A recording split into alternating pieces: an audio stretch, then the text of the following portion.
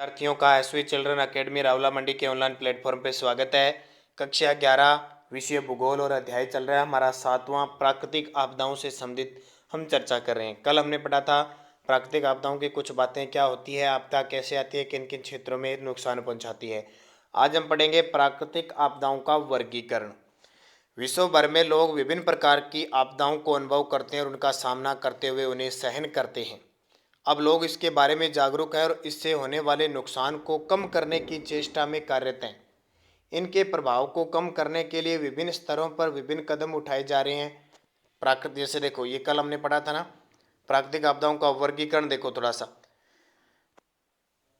वायुमंडलीय देखो, बर्फानी तूफान भौमिक होते हैं, वो भूकंप के, और जलीय में होते हैं बाढ़, पौधे व जानवर औपनिवेशिक। देखो वायुमंडलीय रूप में तो बर्फीले तूफान आते हैं, भूमि भौमिक रूप से तो भूकंप आते हैं, और जल के हिसाब से बाढ़ आती है, और जैविक रूप से देखें तो पौधे व जानवर औपनिवेशिक होते हैं। तड़ित जनजाति है, तड़ित है, टोर्नेडो है, चक्रवात है, सूखा, करापात, पाला, लू, शीतलहर।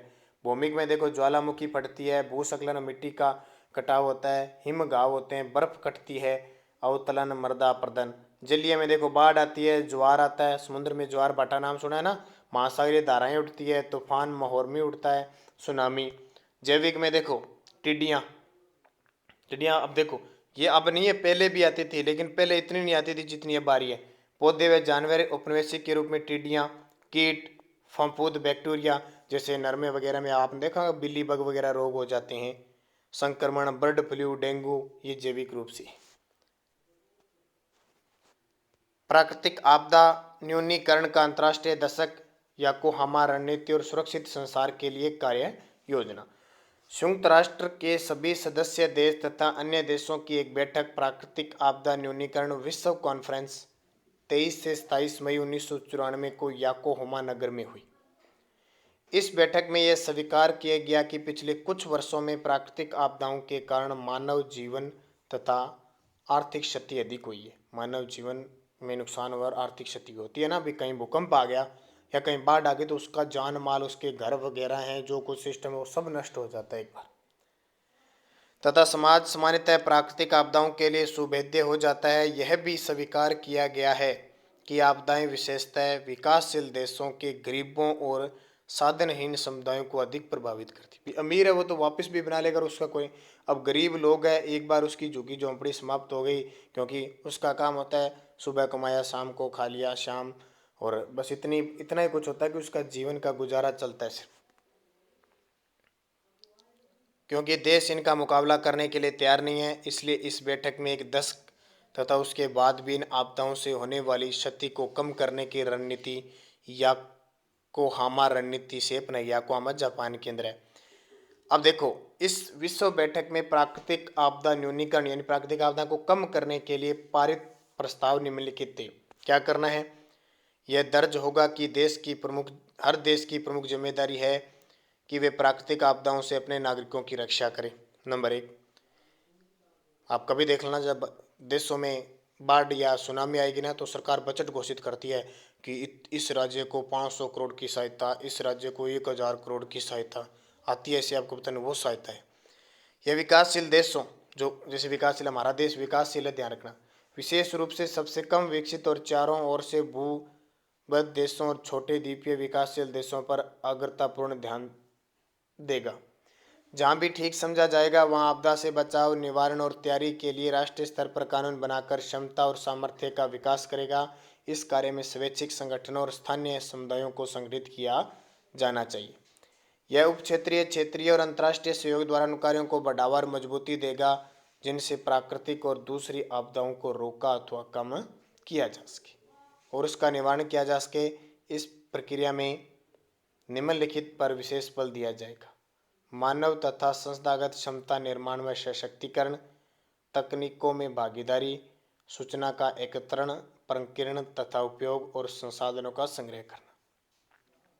1999-2000 को आपदा न्यूनीकरण का अंतर्राष्ट्रीय दशक भी घोषित किया गया। ऊपर पढ़ रहे थे हम, कहाँ कदम उठाए गए प्राकृतिक आपदाओं से दक्षता से निपटने के लिए उनकी पहचान और वर्गीकरण को एक प्रभावशाली और वैज्ञानिक कदम समझा जा रहा है।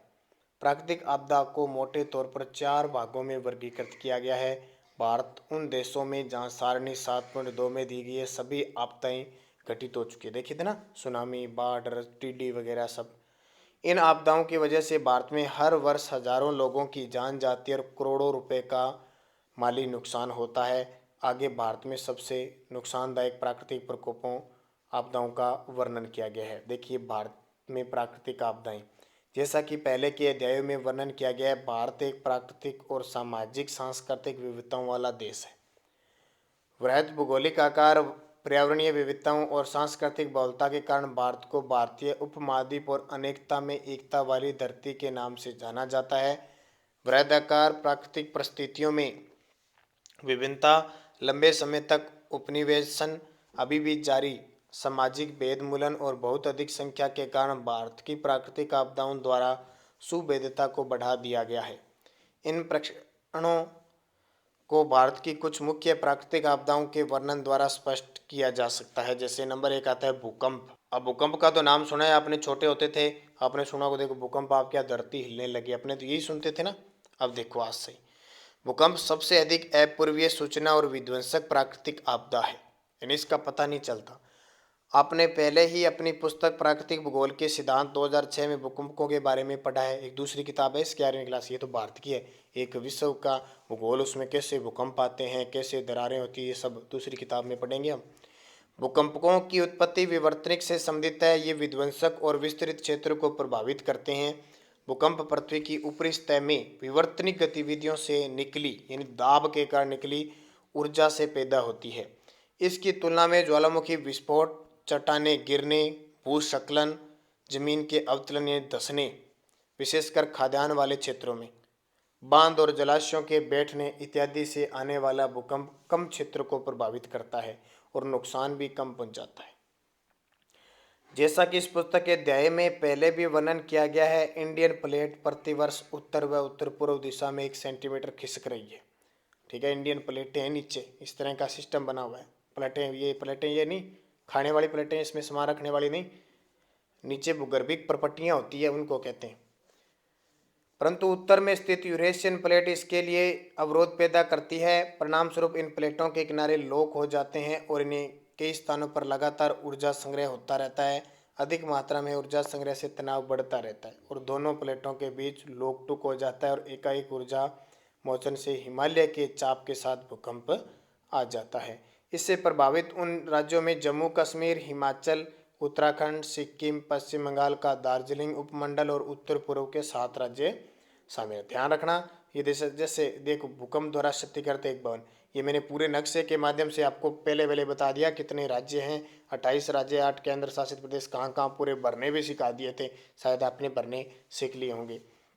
इन क्षेत्रों के अतिरिक्त मध्य पश्चिमी क्षेत्र विशेषकर गुजरात, महाराष्ट्र में कुछ % भूकंप आए।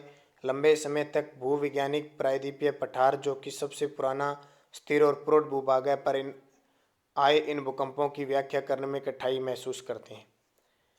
कुछ समय पहले भूवैज्ञानिकों ने एक नया सिद्धांत प्रतिपादित किया जिसके अनुसार लातूर और ओस्मानाबाद महाराष्ट्र के नज़दीक भीमा कृष्णा नदी के साथ साथ एक भ्रंश रेखा विकसित हुई।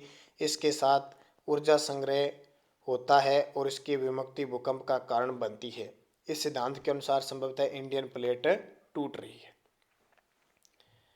राष्ट्रीय भूभौतिकी प्रयोगशाला, भारतीय भूगर्भिक सर्वेक्षण, मौसम विभाग, भारत सरकार और इसके साथ कुछ समय पूर्व बने राष्ट्रीय आपदा प्रबंधन संस्थान ने भारत में आए 1200 भूकंपों का गहन विश्लेषण किया और भारत को निम्नलिखित 5 भूकंपीय क्षेत्र जोन में बांट दिया। कौन कौन से?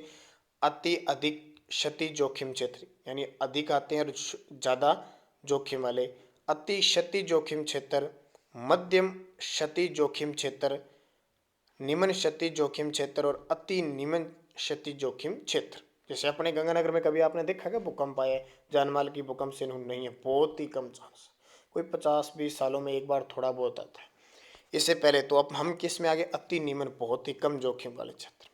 इसमें से पहले 2 क्षेत्रों में भारत के सबसे प्रचंड भूकंप अनुभव किए गए हैं, जैसा कि मानचित्र 7.2 में दिखाया गया है। भूकंप सुभेद क्षेत्रों में उत्तरी पूर्वी प्रांत, दरभंगा से उत्तर में स्थित क्षेत्र और अरेरिया बिहार में भारत नेपाल की सीमा के साथ, उत्तराखंड, पश्चिम हिमाचल प्रदेश, धर्मशाला के चारों ओर, कश्मीर घाटी और कच्छ गुजरात शामिल है। ये अति अधिक क्षति जोखिम क्षेत्र का हिस्सा है।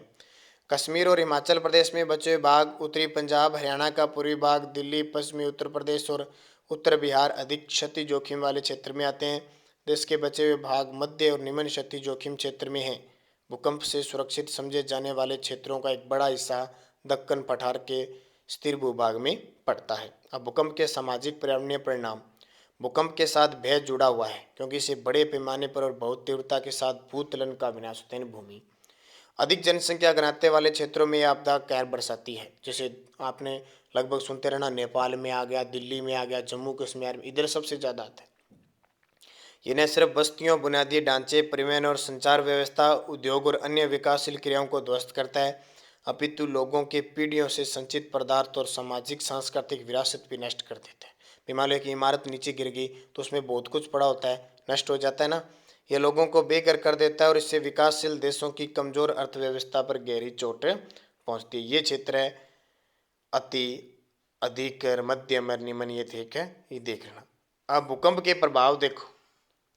भूकंप के प्रभाव, भूकंप जिन क्षेत्रों में आते हैं सम्मिलित विनाशकारी प्रभाव पाए जाते हैं, जैसे दरारें आना, दरारें पड़ना, लहरें उठना, सुनामी आना, भूस्खलन है, द्रव्यीकरण है, आंकुचन होते हैं।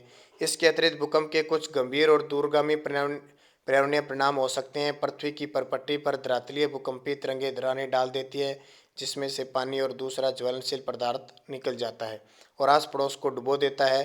भूकंप के कारण भूस्खलन भी होता है, जो नदी वाहिकाओं को अवरुद्ध कर जलाशयों में बदल देता है। कई बार नदियां अपना रास्ता बदल लेती है, जिससे प्रभावित क्षेत्र में बाढ़ और दूसरी आपदाएं आती है। भूकंप न्यूनीकरण कैसे कम किया जाए। दूसरी आपदाओं की तुलना में भूकंप अधिक विध्वंसकारी है, चूंकि यह परिवहन और संचार व्यवस्था भी नष्ट कर देते हैं, इसलिए लोगों तक राहत पहुंचाना कठिन होता है। भूकंप को रोका नहीं जा सकता था, इसके लिए विकल्प है कि इस आपदा से निपटने की तैयारी रखी जाए और होने वाले नुकसान को कम किया जाए। निम्न तरीके हैं। भूकंप नियंत्रण केंद्रों की स्थापना हो, जिससे भूकंप संभावित क्षेत्रों में लोगों को सूचना पहुंचाई जा सके, जैसे जीपीएस यानी ज्योग्राफिकल पोजिशनिंग सिस्टम की मदद से प्लेट हलचल का पता लगाया जा सकता है।